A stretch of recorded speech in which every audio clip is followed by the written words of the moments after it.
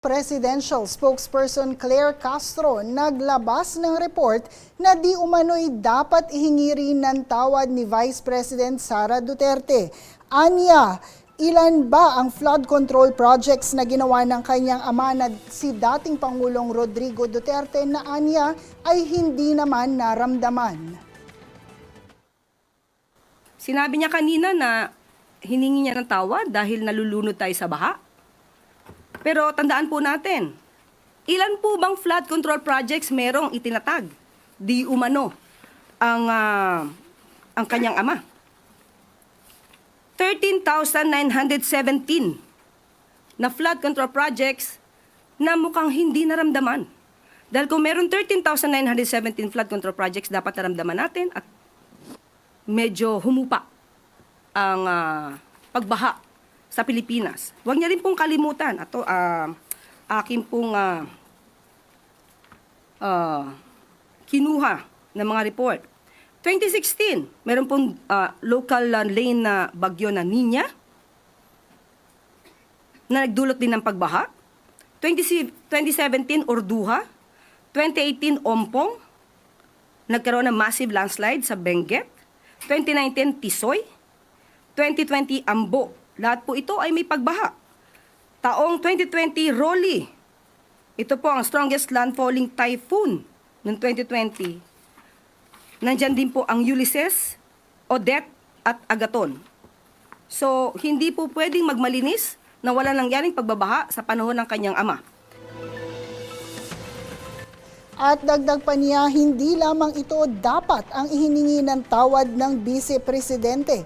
Dapat anya ay inuna niyang humingi ng tawad sa mga naging biktima ng EJK. Una po, mas dapat niyang inunang humingi ng tawad sa taumbayan, lalong-lalo na sa mga biktima ng EJK.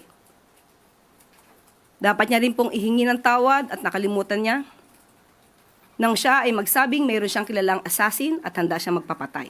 At ang assassin na to ay nag-agree or sumang-ayon sa kanyang plano. Dapat ihingi niya rin ng tawad ang mga fake news na ibinandera niya sa taong bayan. Ipaghingi rin niya po ng tawad ang mga pagbabakasyon, personal trip,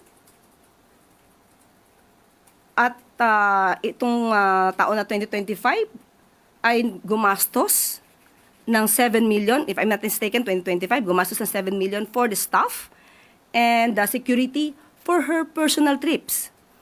Dapat po rin niyang ihingi ng tawad nang tinanggap niya ang pagiging sekretary ng DepEd, kahit inamin niya na wala siyang kaalam-alam sa pagiging sekretary ng DepEd.